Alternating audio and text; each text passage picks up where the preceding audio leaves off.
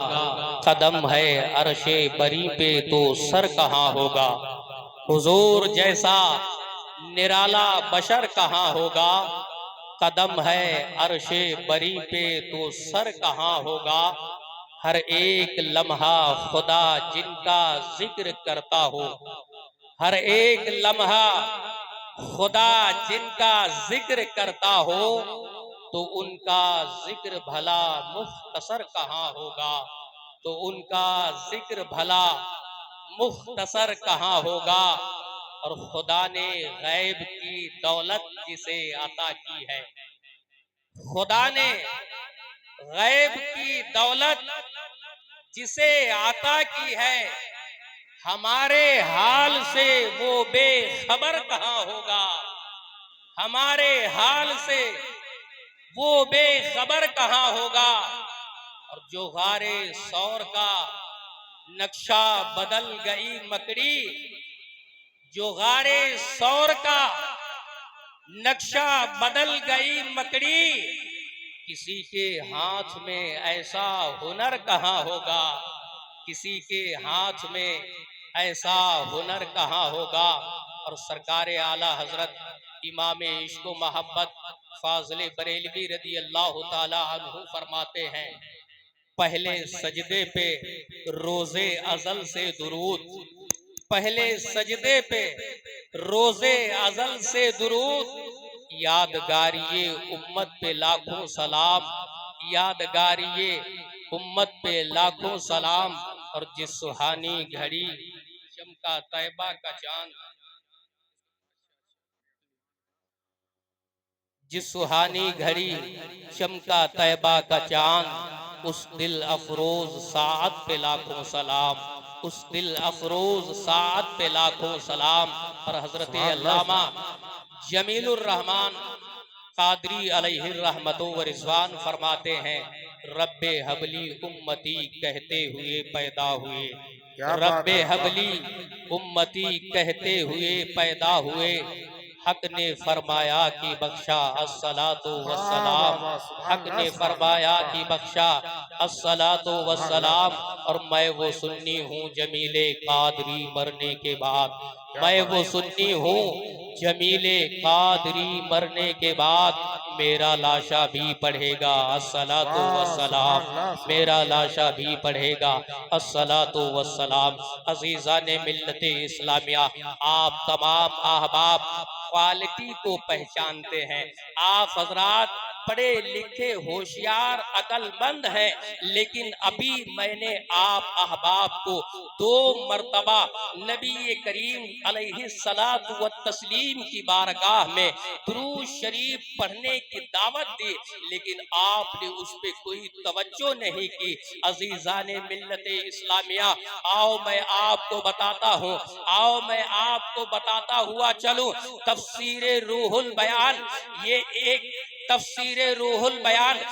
صاحب تفسیر روح البیان علیہ الرحمت و رضوان اپنی کتاب تفسیر روح البیان میں ایک واقعے کو نقل فرماتے ہیں، ایک واقعے کو تحریر فرماتے ہیں۔ آپ لکھتے ہیں، آپ تحریر فرماتے ہیں کہ ایک خاتون تھی، ایک عورت تھی، اللہ رب العزت نے اس خاتون کو ایک ہی بیٹا عطا کیا تھا، پروردگار عالم نے اس خاتون کو ایک ہی بچہ عطا کیا تھا، اللہ رب کائنات نے اس خاتون کو ایک ہی نور نظر عطا کیا تھا۔ میرے پیارے دوستو، ذرا غور سے سننا، توجہ سے سننا، عزیزان ملت اسلامیہ، وہ خاتون ہے، ان کے شوہر کا انتقال ہو چکا ہے، ان کے شوہر موجود نہیں ہے۔ برادران ملت اسلامیہ، وہ خاتون اپنے بچے کی پرورش کرتی ہے، وہ خاتون اپنے بچے کی دیکھ بھال کرتی ہے۔ برادران ملت اسلامیہ، وہ خاتون اپنے بچے کو اچھی تعلیم اور تربیت دلاتی ہے۔ میرے پیارے دوستو، جب ان کا وہی بچہ جوان ہو جاتا ہے، عالم جوانی میں پہنچتا ہے، میرے پیارے دوستو، رب کو منظور کچھ اور تھا. جب ان کا وہ چھوٹا سا بچہ جوانی کے عالم میں پہنچتا ہے, جوانی کی دہلیز پہ پہنچتا ہے, عزیزان ملت اسلامیہ, رب تبارک و تعالی کی جانب سے حکم ہوتا ہے. حضرت اسرائیل علیہ الصلوۃ والتسلیم ملک الموت آتے ہیں اور اس نوجوان کی روح کو قبض کر لیتے ہیں. وہ نوجوان اس دنیا سے رخصت ہو جاتا ہے, اس نوجوان کا انتقال ہو جاتا ہے, وہ نوجوان اس دنیا سے چلا جاتا ہے. میرے پیارے دوستو, جب اس نوجوان کا انتقال ہو گیا, جب وہ نوجوان اس دنیا سے رخصت ہو گیا, عزیزان گرامی وقار, دنیاوی دستور کے مطابق اس نوجوان کو نہلا دھلا کر کے کفن وغیرہ پہنا کر کے قبرستان پہنچا دیا جاتا ہے, قبر میں رکھ دیا جاتا ہے, اور قبر میں رکھنے کے بعد میں اس کی قبر کو اوپر سے مٹی سے برابر کر دیا جاتا ہے. پیارے دوستو, جب اس نوجوان کو قبر میں رکھا گیا ہے, جب اس نوجوان کو قبر میں دفنا دیا گیا ہے, میرے پیارے دوستو, اس نوجوان کی ماں ایک دن خواب میں اپنے بیٹے کو دیکھتی ہے. کیا دیکھتی ہے؟ ان کے بیٹے کی قبر پہ اللہ عز و جل کی جانب سے عذاب نازل ہو رہا ہے.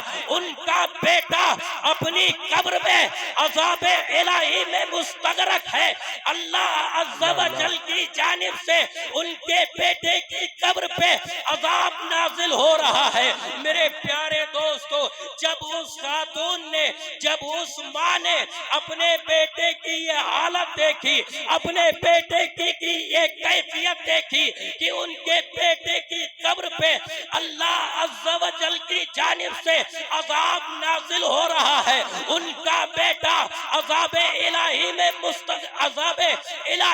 مستغرق ہے, عذاب الہی میں ڈوبا ہے. عزیزان ملت اسلامیہ, ان ماں باپ سے پوچھئے جن کی اولاد دنیا سے چلی جاتی ہے, اور خصوصاً جن کی اولاد عالم جوانی میں اس دنیا سے جاتی ہے, ان سے پوچھئے ان کے ماں باپ پہ کیا گزرتا ہے, ایسے ماں باپ کی کیا حالت ہوتی ہے. حضرات گرامی, جب اس خاتون نے اپنے بیٹے کی یہ حالت دیکھی ہے کہ ان کے بیٹے کی قبر پہ اللہ کی جانب سے عذاب نازل ہو رہا ہے, صبح ہوتی ہے, صبح کی سفیدی نمودار ہوتی ہے, وہ ضعیفہ خاتون, وہ عورت روتی ہے, گڑ گڑاتی ہے. عزیزان ملت اسلامیہ, چند دنوں کے بعد میں پھر وہ خاتون اپنے بیٹے کو خواب میں دیکھ رہی ہے, چند دنوں کے بعد پھر وہ خاتون اپنے بچے کو سپنے میں دیکھ رہی ہے.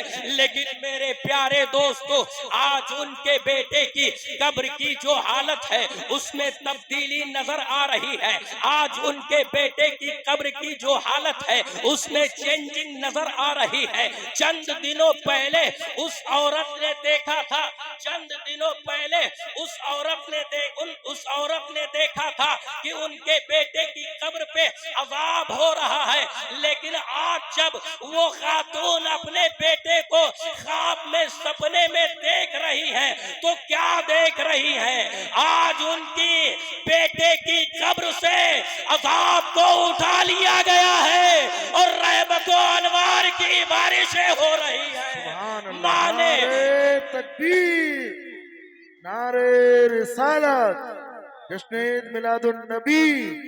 علامہ نثار احمد قادری.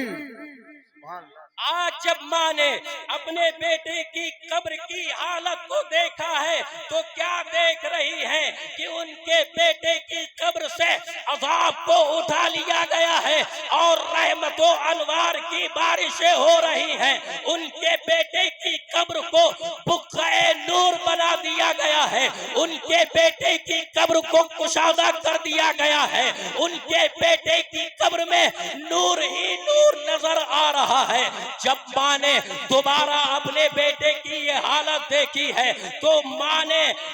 سپنے ہی میں, خواب ہی میں اپنے بیٹے سے سوال کر لیا, اپنے بیٹے سے پوچھ لیا اور کہا, بیٹا ذرا بتانا یہ راز کیا ہے دنوں پہلے میں نے تمہاری قبر کی حالات کو دیکھا تھا تو تمہاری قبر پہ اللہ کی جانب سے عذاب نازل ہو رہا تھا، لیکن اے میرے پیارے بیٹے آج تمہاری قبر سے وہ عذاب اٹھا لیا گیا ہے، آج تمہاری قبر سے اللہ رب العزت نے عذاب کو اٹھا لیا ہے اور رحمت و انوار کی بارشیں کر دی ہے۔ بیٹے اس میں راز کیا ہے، اس کی وجہ کیا ہے؟ تو میرے پیارے احباب اس خاتون کے بیٹے نے سپنے ہی میں خواب ہی میں اپنی ماں کو جواب دیا۔ بیٹے نے کہا مرہ رجلن علی المقبرہ، امی جان ایک شخص ہم لوگوں کے قبرستان سے گزرا، فصلی علی النبی، وہ نبی کریم علیہ الصلوۃ والتسلیم پہ درود شریف پڑھا، وَهَدَى ثَوَابَهَا لِلْأَمْوَاتِ، اور اس درود کا جو ثواب تھا ہم مردوں کی روح کو ایصال ثواب کر کے چلا گیا ہے۔ اسی درود مصطفیٰ کی برکت سے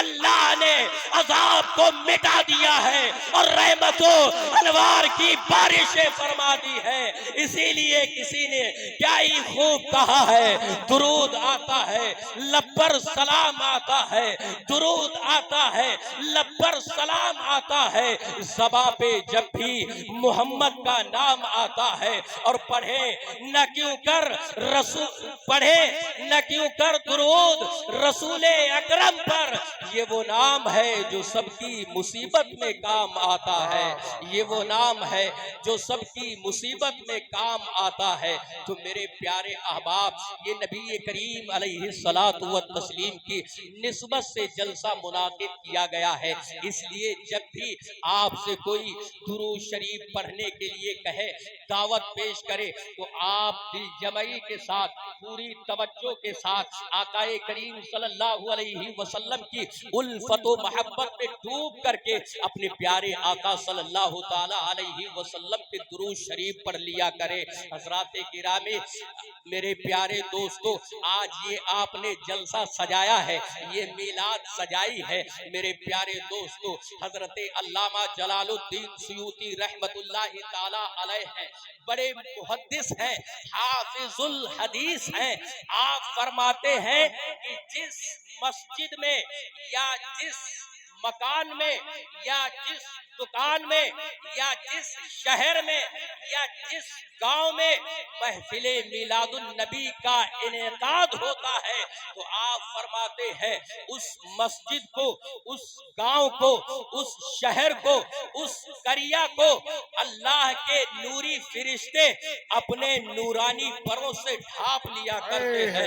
سبحان اللہ، آج آپ نے اپنے اس گاؤں میں سرزمین دیوریہ میں آقا کریم صلی اللہ تعالی علیہ وسلم کا میلاد سجائے ہیں۔ میرے پیارے دوستو میرا ایمان اور یقین ہے کہ یقیناً اللہ کے نوری فرشتے آج کی اس مجلس کو، آج کی اس محفل کو اپنے نورانی پروں سے ڈھانپے ہوئے ہیں۔ سبحان اللہ۔ حضرات گرامی حضرت علامہ شیخ عبدالحق محدث دہلوی رحمت اللہ تعالی علیہ بہت بڑے عاشق رسول ہیں، بہت بڑے محب رسول ہیں، حضور صلی اللہ علیہ وسلم سے بڑی محبت کرنے والے ہیں، آقا کریم صلی اللہ علیہ وسلم سے بڑی عقیدت رکھنے والے ہیں۔ عزیزان ملت اسلامیہ حضرت شیخ عبدالحق محدث دہلوی رحمت اللہ تعالی علیہ جب سرزمین ہند سے مکہ مکرمہ حاضر ہوتے، مدینہ منورہ حاضر ہوتے تو آپ کا طریقہ کار یہ ہوا کرتا تھا۔ حضرت شیخ عبدالحق محدث دہلوی رحمت اللہ تعالی علیہ حضور صلی اللہ علیہ وسلم کے اتنے بڑے عاشق ہیں، آپ فرماتے ہیں کہ جب بھی میں مدینہ منورہ حاضر ہوتا اور سرکار کے روضہ مقدس پہ میری حاضری ہوتی تو آپ فرماتے ہیں ہیں کہ حضور کے روضے کے ارد گرد کی جو زمین ہوتی، حضرت شیخ عبدالحق محدث دہلوی رحمت اللہ تعالی علیہ حضور کے روضے کے ارد گرد کی زمین کو اپنی داڑھی مبارک سے سبحان اللہ، نعرے تکبیر، نعرے رسالت، جشن عید میلاد النبی حضرت علامہ نثار القادری صاحب قبلہ، سبحان اللہ۔ اتنے بڑے عاشق رسول ہیں، آپ فرماتے ہیں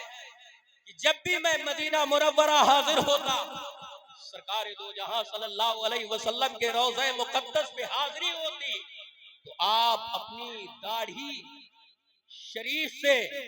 حضور صلی اللہ علیہ وسلم کے روضہ مقدس کے ارد گرد کی جو زمین ہے اسے اپنی داڑھی مبارک سے صاف کیا کرتا۔ کتنے بڑے عاشق رسول ہیں، کتنے بڑے محب رسول ہیں، آپ ذرا ان کا عقیدہ دیکھیے اور ان کا فتویٰ دیکھیے۔ حضرت شیخ عبدالحق محدث دہلوی رحمت اللہ تعالی علیہ فرماتے ہیں بروز محشر قیامت کے دن میری ساری نیکیاں، ساری عبادتیں، میرے سارے اعمال صالحہ برباد ہونے کا خطرہ ہے، لیکن ایک ایسا عمل ہے، ایک ایسا وظیفہ ہے جس کے رد ہونے کا مجھے بالکل خطرہ نہیں ہے، اور یقیناً اسی وظیفہ کی برکت سے مجھے امید ہے کہ میری بخشش و نجات ہوگی۔ آپ فرماتے ہیں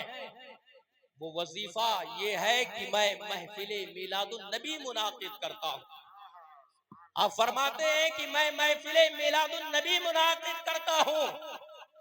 اور جب محفل میلاد النبی کا اختتام ہوتا ہے تو کھڑے ہو کر کے صلاۃ و سلام، یہ عقیدہ ہے حضرت شیخ عبدالحق محدث دہلوی رحمت اللہ تعالی علیہ۔ آپ فرماتے ہیں کہ میں محفل میلاد النبی منعقد کرتا ہوں اور بعد میں کھڑے ہو کر کے صلاۃ و سلام پڑھتا ہوں۔ اے دیوریا کے سنی جیال مسلمانوں، آج آپ نے اپنے آقا صلی اللہ علیہ وسلم کی محبت و الفت میں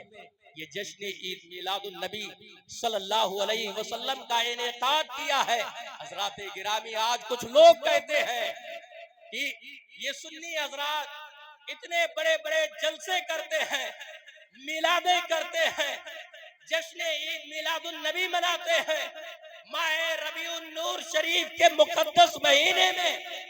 جھنڈیاں لگاتے ہیں، جھنڈیاں لگاتے ہیں اور دیگے پکاتے ہیں، لنگر کا انتظام کرتے ہیں۔ یہ سب فضول خرچی ہے۔ آپ حضرات نے آج کے جشن میں حصہ لیا ہے، تعاون پیش کیا ہے، محنتیں کی ہیں، اور سبھی حضرات نے اس میں اپنا تعاون پیش کیا ہے، لیکن میرے احباب، آج لوگ یہ کہتے ہیں کہ یہ سب غلط ہے، اللہ تبارک و تعالیٰ اسے پسند نہیں کرتا ہے۔ میرے پیارے احباب، حضرت علامہ، حضرت صحابی رسول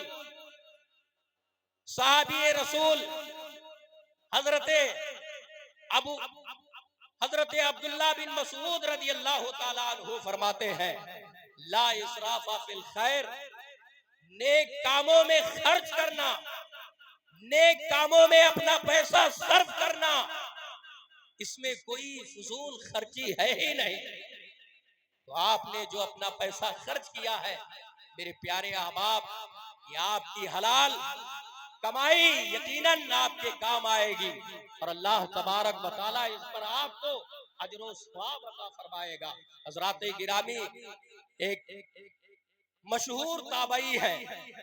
حضرت امام حسن بصری رحمت اللہ تعالی علیہ۔ یہ تابعی ہے. آپ سے کسی نے سوال کیا، پوچھا کہ حضور میلاد النبی صلی اللہ تعالی علیہ وسلم پہ کتنے پیسے خرچ کیے جائیں کہ جس میں فضول خرچی نہ ہو. سوال کیا، لوگوں نے پوچھا کہ حضور میلاد النبی صلی اللہ علیہ وسلم میں کتنے پیسے خرچ کیے جائیں کہ فضول خرچی نہ ہو. اس سوال سے پتہ یہ چلتا ہے کہ حضرت شیخ حسن بصری رحمت اللہ تعالی علیہ کے زمانے میں بھی میلاد ہوا کرتا تھا. اگر میلاد نہ ہوتا تو یہ سوال نہ ہوتا. اور سوال سے یہ بھی پتہ چلتا ہے کہ ان کے زمانے میں بھی میلاد بڑے دھوم دھام سے ہوا کرتا تھا. اگر یوں ہی مختصر انداز میں ہوتا تو یہ سوال نہ کیا جاتا. تو جب لوگوں نے سوال کیا حضرت امام حسن بصری رحمت اللہ تعالی علیہ سے، حضور نبی کریم صلی اللہ تعالی علیہ وسلم کے میلاد میں کتنے پیسے خرچ کیے جائیں